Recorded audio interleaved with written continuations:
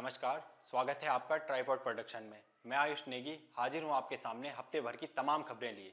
बीते दिनों कांग्रेस के प्रदेश अध्यक्ष करण माहरा का एक वीडियो आपने अपने सोशल मीडिया अकाउंट्स पर जरूर देखा होगा। वीडियो पुलिस लाइन देहरादून का है, जहां पर करण माहरा पत्रकारों के साथ बहसबाजी और झगड़ते हुए दिखाई दे रहे हैं। दरअसल बीते 4 दिसंबर को कांग्रेस ने सरकार के खिलाफ एक महारैली का आयोजन किया था, जिसमें जमकर नारेबाजी हुई और कांग्रेस के कई बड़े नेता हरीश रावत, गणेश गोदियाल, प्रीतम सिंह और करण माहरा ने भाग लिया था। जमकर नारेबाजी और प्रदर्शन के बाद जब प्रतीकात्मक तौर पर गिरफ्तारी हुई तो कांग्रेस के नेताओं और प्रदर्शनकारियों को पुलिस लाइन देहरादून लाया गया, जहां पर प्रेस क्लब उत्तराखंड का पहले से ही एक कार्यक्रम चल रहा था। दोनों पक्षों के बीच कहासुनी हुई और बहसबाजी इस हद तक पहुंच गई कि कांग्रेस के प्रदेश अध्यक्ष करण माहरा और कई प्रदर्शनकारी पत्रकारों को मारने के लिए उनके पीछे दौड़ पड़े।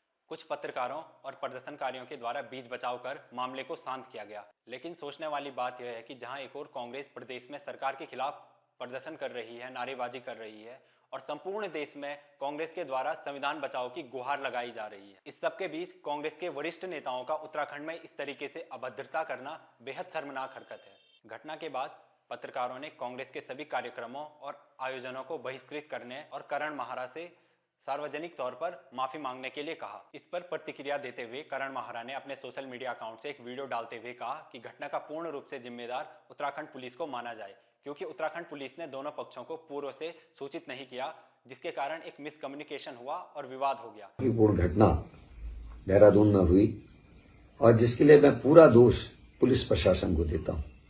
हमेशा की तरह पुलिस गिरफ्तार करके मेरे को और मेरे साथियों को पुलिस लाइन ले गई और जैसा हमेशा होता था स्टेयर्स में बैठाया जाता था, सीढ़ियों में, और वहीं कार्रवाई होती थी। हमें पता नहीं था कि वहां पत्रकारों का कोई कार्यक्रम चल रहा है और शायद पत्रकारों को भी पता नहीं था कि पुलिस हमको वहां गिरफ्तार करके लेके आई है। पत्रकारों को शायद ये लगा कि हम उनका विरोध करने वहां आए हैं और उसी गहमागहमी में ये पूरी गलतफहमी के कारण ये घटना घटी है, जिसके लिए मैं खेद प्रकट करता हूं। दरअसल प्रेस क्लब के कार्यक्रम में कैबिनेट मंत्री और बीजेपी नेता सौरभ बहुगुणा बतौर मुख्य अतिथि के रूप में शामिल थे।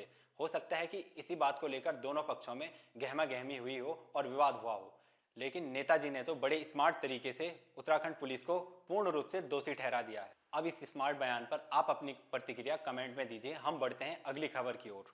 खबर रुद्रप्रयाग जिले के बेडोला गांव की है, जहां पर 2 बेटों ने अपने पिता की हत्या कर दी। हत्या के बाद जब वो शव को जलाने लगे तो स्थानीय लोगों द्वारा पुलिस को इसकी सूचना दी गई। दरअसल बलवीर सिंह राणा बेडला गांव के निवासी हैं। उनके 2 बेटे और 2 बेटियां हैं। परिवार में आपसी मतभेद होने के कारण 2013 में उनकी पत्नी दोनों बेटियों को साथ लेकर बलवीर सिंह राणा को छोड़कर हरियाणा चले गई, लेकिन दोनों बेटे उनके साथ रहने लगे। पुलिस पूछताछ के दौरान दोनों बेटों ने हत्या का आरोप कबूल करते हुए कहा उन्होंने अपने पिता से बचपन में हुए अत्याचारों का बदला लिया है। दरअसल मुजरिम 30 वर्षीय अमित मुंबई में एक फूड डिलीवरी कंपनी में काम करता था, जबकि छोटा भाई मनीष पिता के साथ रहता था।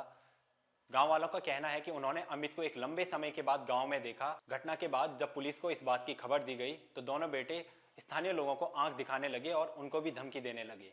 घटना का पता किसी को न लग सके, इसके लिए उन्होंने शव को जलाने की कोशिश की, लेकिन धुआं उठते देख स्थानीय लोगों को शक हुआ और उन्होंने जानकारी पुलिस को दे दी। इस घटना ने समाज में पारिवारिक शोषण और उसकी गंभीरता पर सवाल खड़े किए हैं। यह घटना हमें फिर से याद दिलाती है कि मानसिक और भावनात्मक शोषण के प्रभाव कितने गहरे हो सकते हैं। खैर, कानून अपना काम करेगा, लेकिन हमें अपने परिवार और समाज में इस तरीके के मुद्दों को समय रहते हल करने और समझने की आवश्यकता है।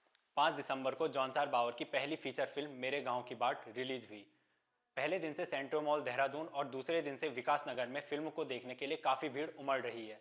फिल्म को लोगों के द्वारा काफी पसंद किया जा रहा है। फिल्म रिव्यू का वीडियो आप हमारे चैनल पर देख सकते हैं, लिंक डिस्क्रिप्शन में दिया जाएगा। मेरे गांव की बाट फिल्म जॉनसार बावर की संस्कृति पर आधारित है। फिल्म में जॉनसार बावर की संस्कृति, रीति रिवाजों और परंपराओं की झलक देखने को मिलती है। फिल्म का निर्देशन अनुज जोशी के द्वारा किया गया, जबकि फिल्म में अभिनव चौहान और प्रियंका तोमर के द्वारा मुख्य अभिनेता और मुख्य अभिनेत्री का किरदार निभाया गया। वहीं राजधानी देहरादून में फिर से वन आरक्षी अभ्यर्थी धरना प्रदर्शन कर रहे हैं। प्रदेश में बीते समय से लगातार हो रहे धरना प्रदर्शनों, आंदोलनों और रैलियों के बाद भी स्थिति ज्यों की त्यों बनी हुई है। एक और जहां सरकार स्वयं बड़े बड़े आयोजन कर नियुक्ति पत्र बांटने का कार्य करती है, वहीं दूसरी ओर जमीनी स्तर की हकीकत आज भी वही है। वहीं अगली खबर इंसानियत को झकझोर कर रख देने वाली है, जहां एम्बुलेंस के किराए के पर्याप्त पैसे न होने के कारण एक बहन को अपने भाई का शव गाड़ी की छत पर 195 किलोमीटर दूर ले जाना पड़ा। घटना पिथौरागढ़ के बैरीनाग गांव की है, जहां रहने वाली शिवानी हल्द्वानी में एक निजी कंपनी में काम करती हैं। उसके छोटे भाई अभिषेक ने हाल ही में हल्दू चौड़ में काम करना शुरू किया था।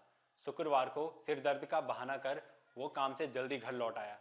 शिवानी ने उसे कई बार फ़ोन किया, लेकिन उसने एक भी बार फ़ोन नहीं उठाया। बाद में पुलिस द्वारा अभिषेक के रेलवे ट्रैक पर बेहोश हालत में पड़े होने की खबर शिवानी को दी गई। पुलिस की मदद से अभिषेक को हल्द्वानी के सुशीला तिवारी अस्पताल में लाया गया, जहां पर डॉक्टरों ने उसे मृत घोषित किया और पोस्टमार्टम के बाद शव परिजनों को सौंप दिया गया। ऐसे में शिवानी ने अपने गांव के एक टैक्सी ड्राइवर से मदद ली। शव को गाड़ी की छत पर बांधकर बैरीनाग से हल्द्वानी 195 किलोमीटर दूर ले जाया गया। यह घटना न केवल गरीबी की मार झेल रहे परिवारों की तकलीफों को उजागर करती है, बल्कि एक सवाल खड़ा करती है कि क्यों हमारे समाज में आज भी जरूरतमंदों की मदद के लिए पर्याप्त व्यवस्था नहीं है। ऐसे मामलों को अनदेखा नहीं किया जाना चाहिए। समाज और सरकार को यह सुनिश्चित करना चाहिए कि आर्थिक तंगी के कारण किसी को भी अपमानजनक स्थितियों का सामना न करना पड़े। केदारनाथ विधानसभा उपचुनाव में जीत के बाद पहली बार मुख्यमंत्री पुष्कर सिंह धामी ऊखीमठ पहुंचे। ओंकारेश्वर मंदिर में चल रहे पांडव नृत्य में मुख्यमंत्री ने जनता को संबोधित करते हुए कहा कि रुद्रप्रयाग में साइंस सिटी का निर्माण किया जाएगा। वहीं चुनाव के दौरान की गई सभी घोषणाओं को जल्द ही धरातल पर उतारने का विश्वास दिलाया। रविवार को बाबा केदार और मदमेश्वर के शीतकालीन गद्दी स्थल ओंकारेश्वर मंदिर से मुख्यमंत्री ने शीतकालीन यात्रा का शुभारंभ किया। तो ये थी इस हफ्ते की कुछ बड़ी खबरें। अगर आपको वीडियो पसंद आया हो तो वीडियो को लाइक कीजिए और वीडियो पर अपनी प्रतिक्रिया देने के लिए कमेंट कीजिए। इस प्रकार की और खबरों के लिए सब्सक्राइब कीजिए हमारे चैनल को और जुड़े रहिए हमारे साथ। धन्यवाद।